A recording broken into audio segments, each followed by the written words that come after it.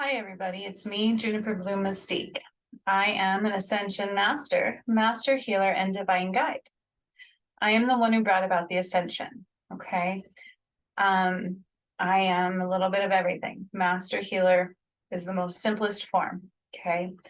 Some of the things I do deal with sending and healing, but there's another side to the things that I do. I also deal with missing people and unsolved cases. I've dealt with it a few times in my own awakening path and then coming through for me to deal with. Not something I pinpointed that I should do. It was something that came to me that I have the ability to do. So every now and then I like to do what I do best, which is shine the light into the darkness. That's what I do best. Everything I do helps remove it from the collective whole. Okay.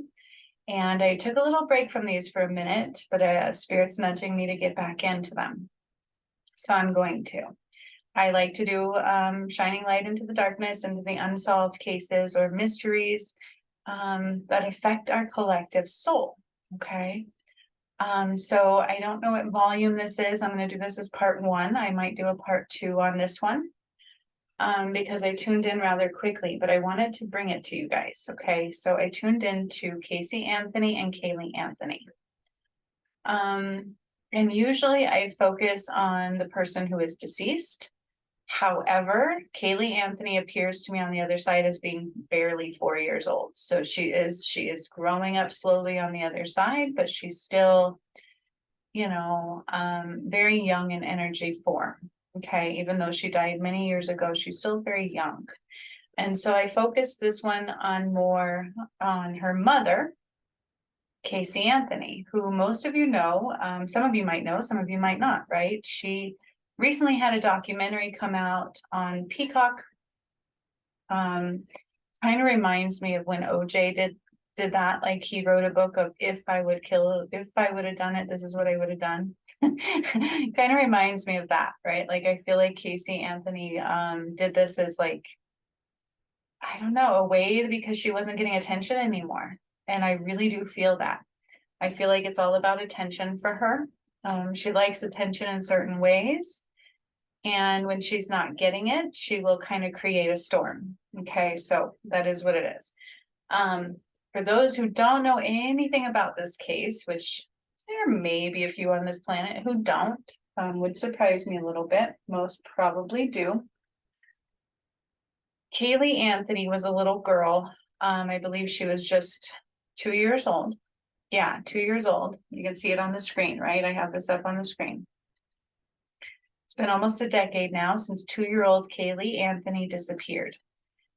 She was last seen with her mother, Casey Anthony. She was last seen with her mother, Casey Anthony. Okay. It was on July 15th, 2008 that she was reported missing by Casey Anthony's mother, whom you see right here in this image, right over here in this flower dress. And that is her father right over here. Okay. This is Casey Anthony. She is the one who was charged with first-degree murder. Okay. And this was like the trial of the century. So her daughter went missing. Apparently, she didn't report her missing at all, ever. It was her own mother, the grandmother of Kaylee Anthony, that reported her missing in July of 2008. Supposedly, at that time, Casey stated her daughter had been missing for 31 days. So that puts her missing at the beginning of June, right? Mid-June, June 14th. Okay. A lot of people say there's some truth to her lies. We all know she lied. She lied during the trial. She said she didn't know. She said her daughter was kidnapped by some lady named Zanny, the nanny, right? Which all was proven to be a lie. She even said that she worked at Universal Studios. Like she was making up all of these lies. And now she's come out with this new documentary saying, oh, my dad did it. He raped me and he killed her. And I had to lie because he made me lie. This is her newest version of it. Okay, so when Kaylee first went missing, Casey Anthony told the investigators she didn't know where her daughter was. She was with Zanny the nanny. Zanny the nanny lived at some address. It was her old friend's address. And Zanny the nanny ended up not even existing as a person. There was some person named that, but had nothing to do with the case. And so it's a bunch of gibbly gobble, right? Like a bunch of nonsense, a bunch of things that didn't make sense, that kind of made people's heads go side to side, right? Like, what is the truth? What is she talking about? The reason I'm bringing this up right now is because Spirit actually nudged me to do it about a week ago. Okay. And so I'm tuning in now. I'm going to do a part 1, and then I think I might do a part 2 where I take it a little bit further. Okay. So this is part 1 of my own spiritual investigation and who the heck Casey Anthony really is and what might have happened to Kaylee Anthony. Okay. First of all, I will tell you what I get is that she did it. The mother did it. She's absolutely unequivocally guilty. I will also tell you that I don't believe that the father or the brother raped her. Okay. Casey is now accusing her father and her brother of raping her. I get something contradictory. Okay. Kaylee Anthony is a sweet little girl. Okay. She's a very sweet little girl. She was very young. She did not have time to even process her life while she was here, right? She didn't understand a lot. But I do feel like what I see from Kaylee, when I tune into Kaylee's energy, is she was really wanting that attention a lot that she never got. So there was like, you know, we always want our mommy to cuddle us and to coddle us and to help us to feel nurtured and natured, and that we're safe. And I feel like this little girl never really felt that. It was like a child raising a child in truth, right? A child who, according to Spirit, by the way. Now I'm not diagnosing anybody at all. Okay. I don't do that. I'm not coming out as my psychologist self saying this person has this disorder. But this is what Spirit told me. And this is what I see from Kaylee Anthony. Okay. Is that Kaylee was always trying to get her mom to like have that emotional attachment. And Casey did not have an emotional attachment to anything. Actually, she has detachment disorder. That's what they're calling it. So it's almost like an identity disorder, a detachment disorder. She has the ability to detach from emotions. She does not feel emotions on a deep level. And you could kind of see that like in the documentary or any of those things that you might watch. I remember watching the trial, like she just is so detached. She seems very detached, right? People, usually murderers, do have that ability to detach from the crime they committed. They detach from emotions. They detach from that.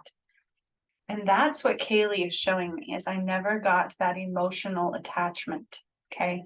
Kaylee never had the emotional bond or attachment. Actually, Casey did not develop that within herself either. Okay. And then what's interesting to me is in the family dynamic, I'm like, you know, you want to believe if somebody was raped. You don't want to like deny that fact if they're saying they were, because you want people to feel safe in coming out, right? And speaking their truth and calling victims, like calling the criminals out, because there was a time where if somebody claimed rape, they were chastised, right? They weren't believed. And it's still difficult to this day sometimes to believe people when they say they've been raped. And so I was very careful with this. I'm like, you know, looking for the answer. Okay, well, they raped her. No, they didn't. Unequivocally, I keep hearing that her dad and her brother did not rape her from Spirit. Okay. I got a name of another male though. This is going to be interesting. Her mom knows more than she is talking about. So her mom knows more than she is leading on. The mom, not Casey, but Casey's mother. Can't remember what her name was.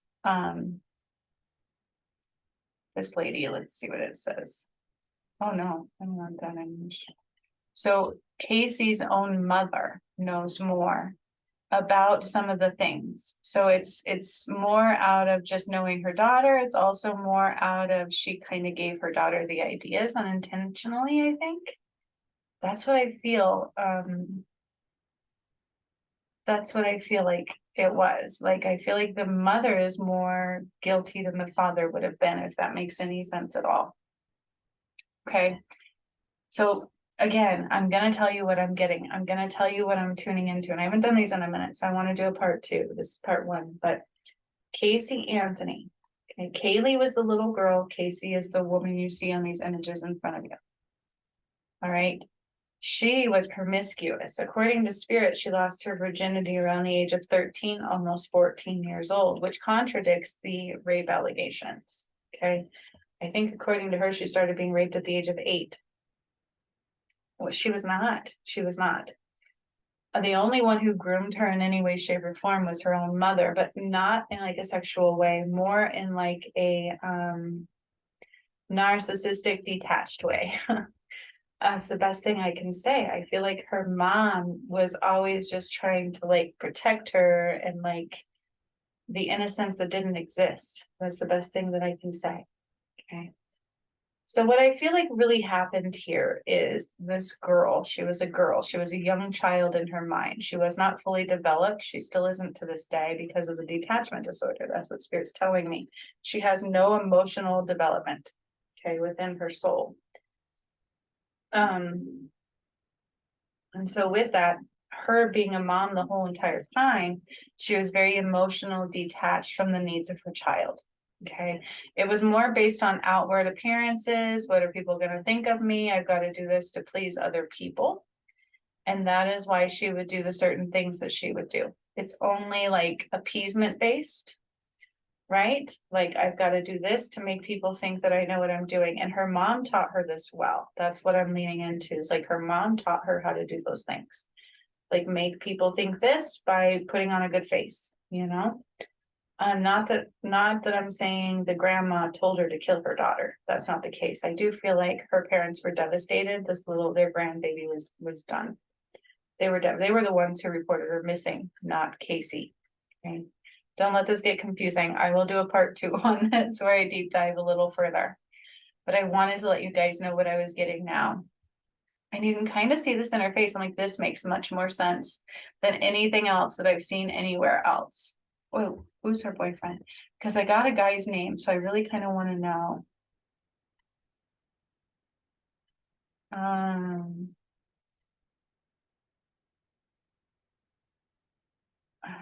So I don't know who her boyfriends were at that time. Tony Lazaro. Oh, that's interesting.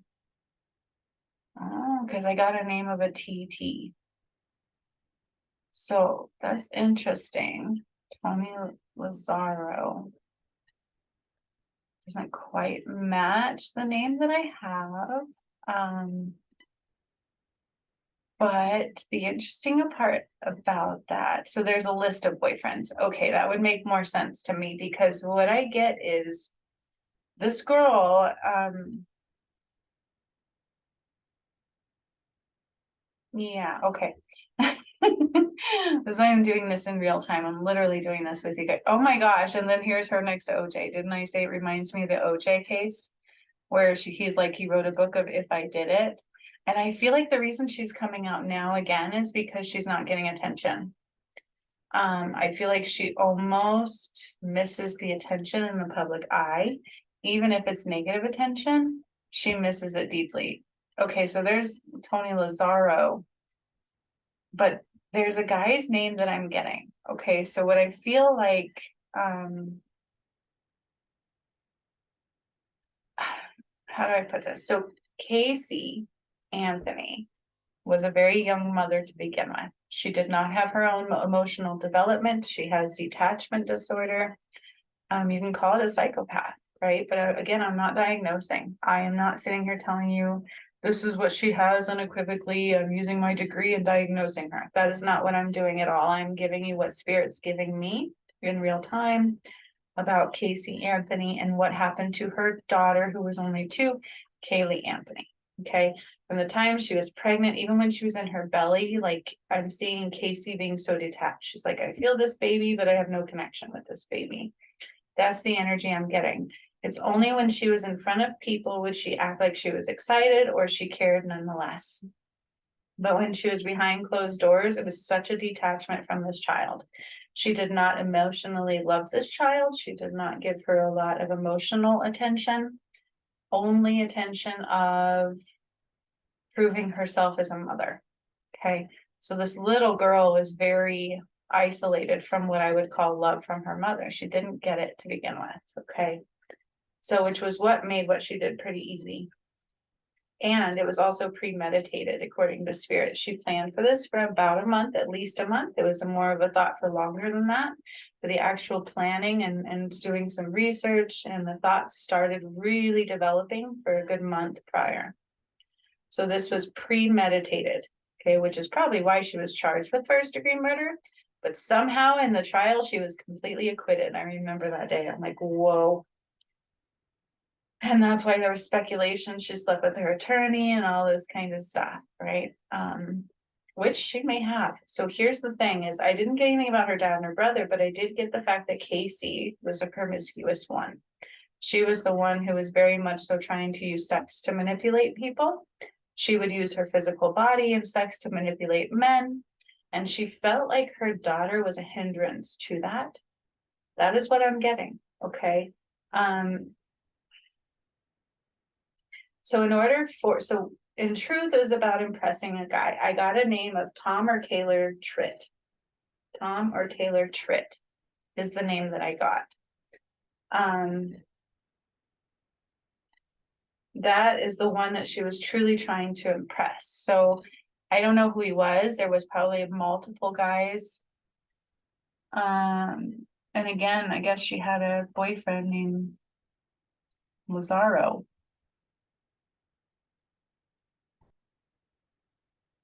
But in truth, she was in wanting to impress guys. She was definitely wanting attention from men. It was always based about that. She always wanted to be considered the prettiest, the one everybody spent the most attention on. It's attention based, and that's why she's doing what she's doing today, which is actually quite sick in my opinion, because she's using again the death of her daughter now to bring that back around. Okay. But I will tell you unequivocally, so there's her daughter. That's Kaylee Anthony. Such a cute little girl, such a sweet, beautiful little girl. And in truth, she didn't even stand a chance, but I couldn't imagine growing up with her anyways. No offense, right? It just is what it is.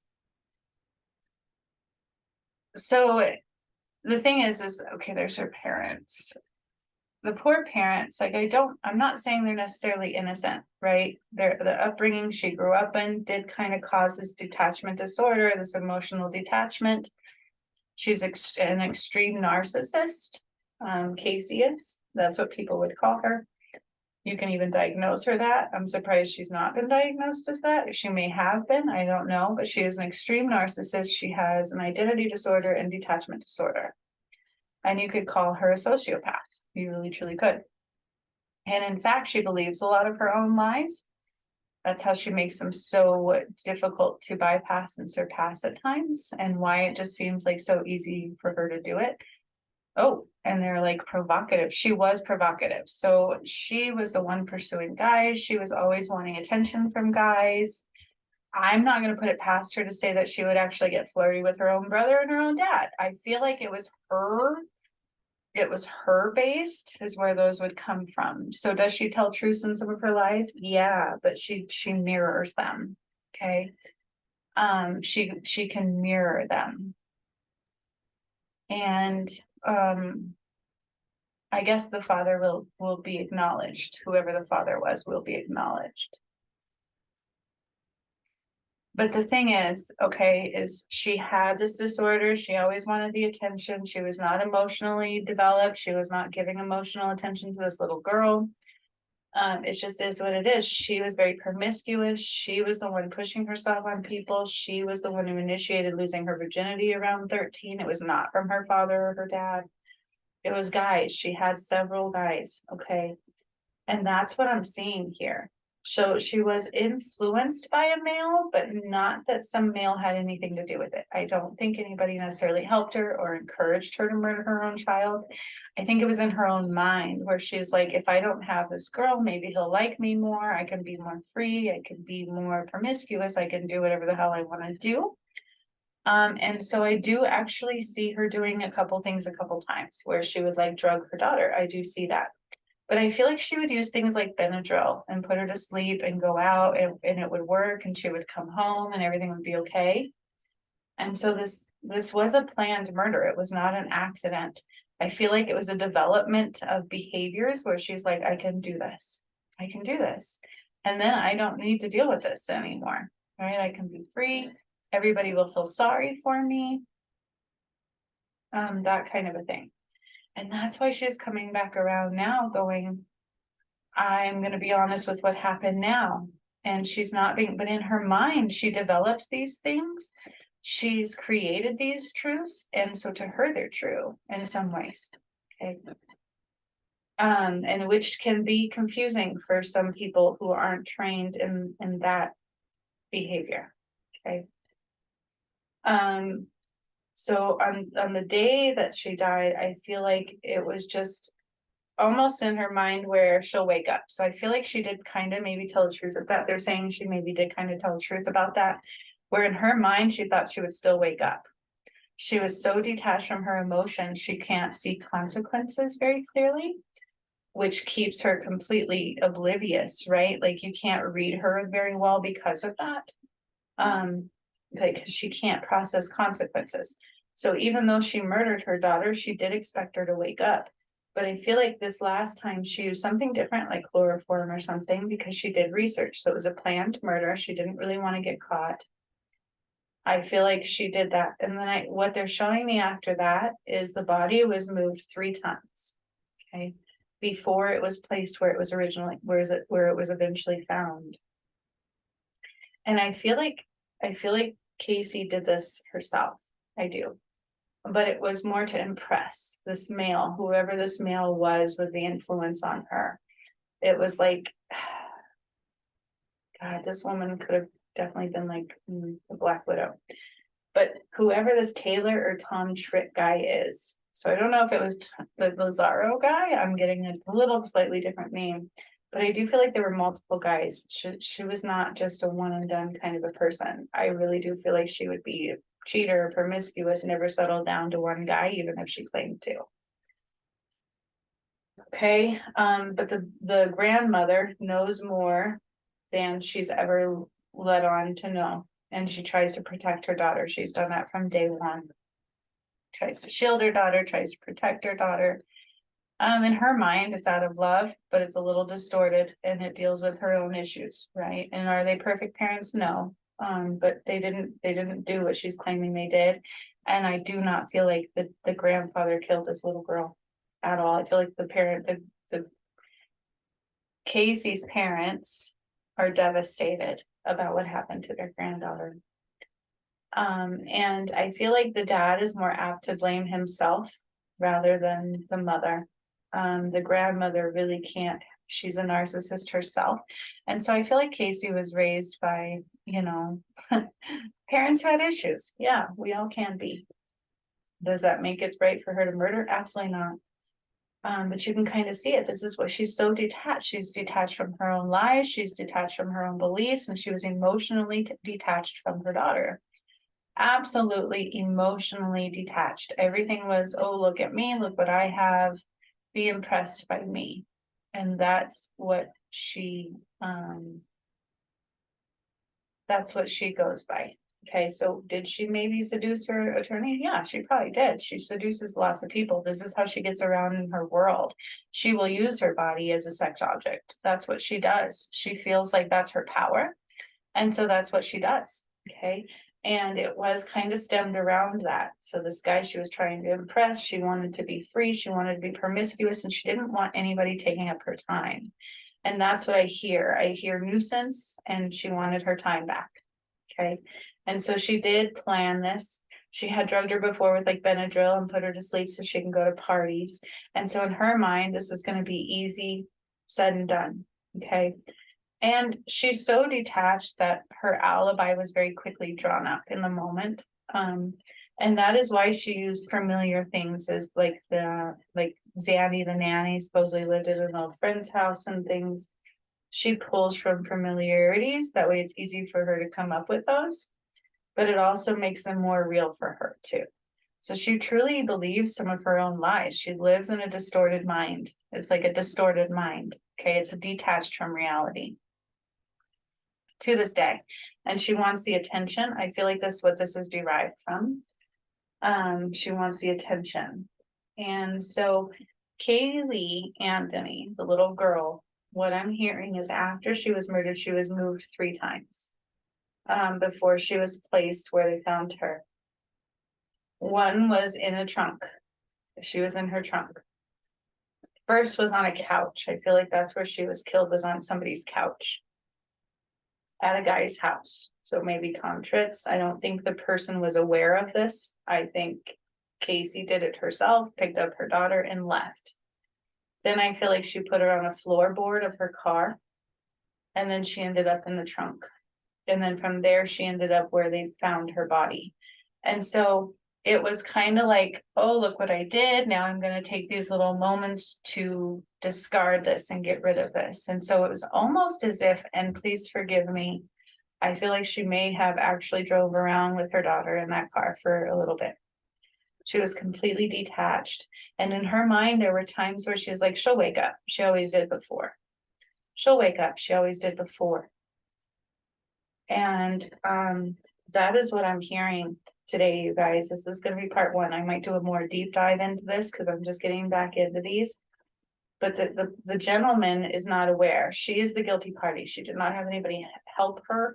I just feel like she's influenced by, in her mind, like, I want to be free. I want this guy to like me, you know, kind of a thing.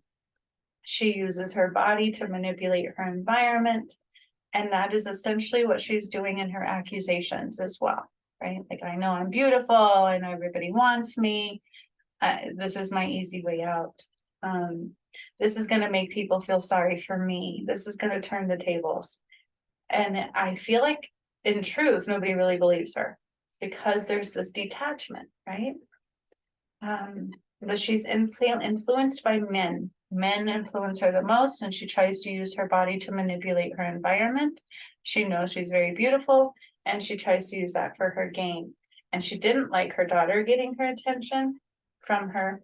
She was completely emotionally detached. She just didn't. So it's almost like, okay, I want to put her to sleep. I want a permanent fix, but I still am distorted in the fact, like, I think she's going to wake up. I think she's going to wake up. So she really thought, this is why I think maybe she drove around with her for a little while, deceased. And I know that's disgusting, but that's what I'm hearing. I feel like, and I'm getting chills. Casey Anthony drove around with Kaylee's dead body for a little while, almost a week in that car, because she kept thinking in her mind, well, maybe she'll wake up and this will all be over and I don't have to deal with it anymore. It's like she lacks the ability to foresee consequences.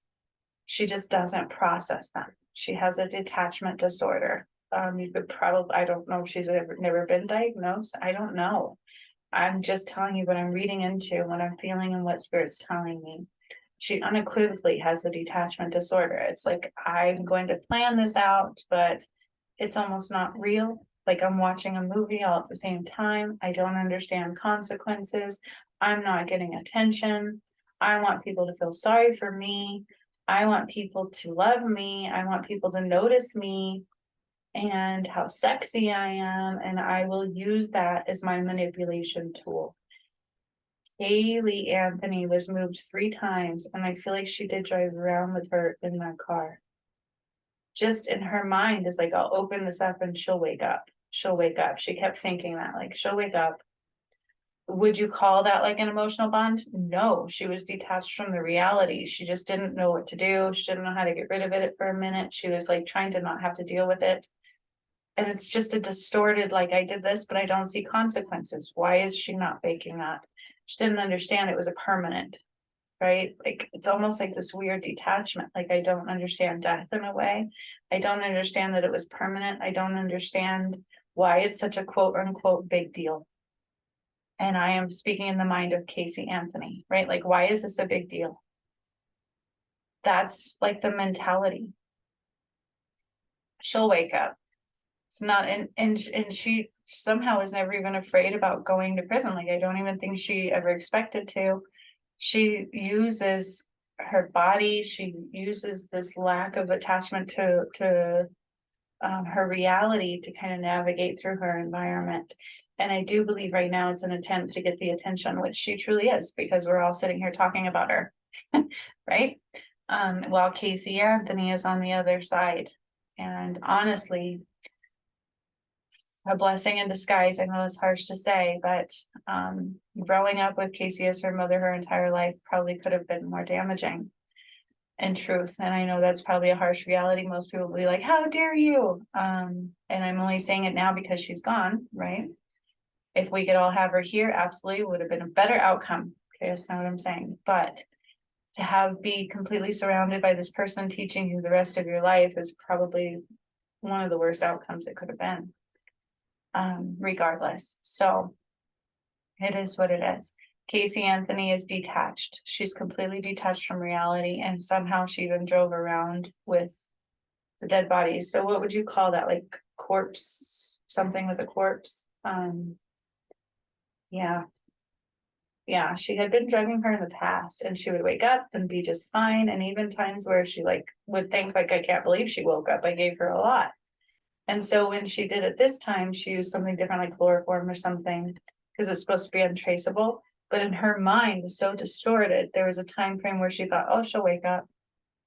And so everything was after the fact. It was like after the fact. Now I'll do this, now I'll do that, and then we'll just discard her and be done with it. Now my hands are done. And do I feel like the exact day she says Kaylee went missing is accurate? Not exactly. It's close, but she's so distorted in reality. And that's how I feel about it. She's completely distorted in reality, which is also very manipulative.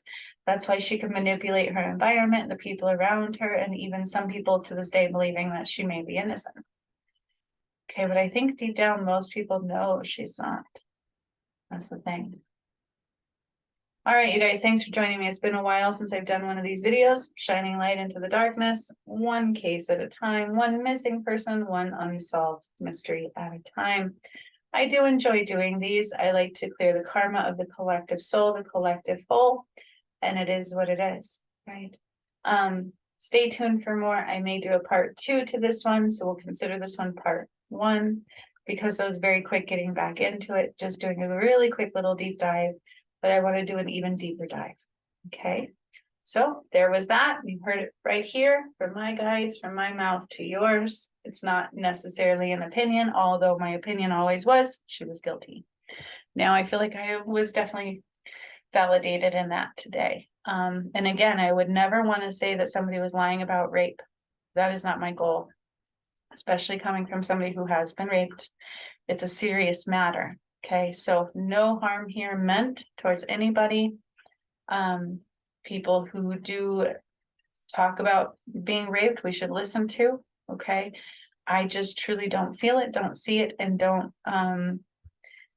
believe it's true in this case. Okay. Can I actually see Casey throwing herself sexually at those people, even her own family? Yes. She is very promiscuous in that matter. She uses her body as a way to manipulate her environment, and she does it well. And she was taught that from a young age, by the way she was raised within her environment. Okay. It's detached. She's completely detached. She doesn't have that emotional attachment like most people do. She doesn't think about consequences. She doesn't worry about consequences. She's a complete, what you would call a high-end narcissist, right? She doesn't have the ability or the capacity to see it. That's what I've got for you guys today. Rest in peace to the most beautiful little girl, Kaylee Anthony. And I will see you all again next time. Thank you for joining me. Thank you for staying. So much love.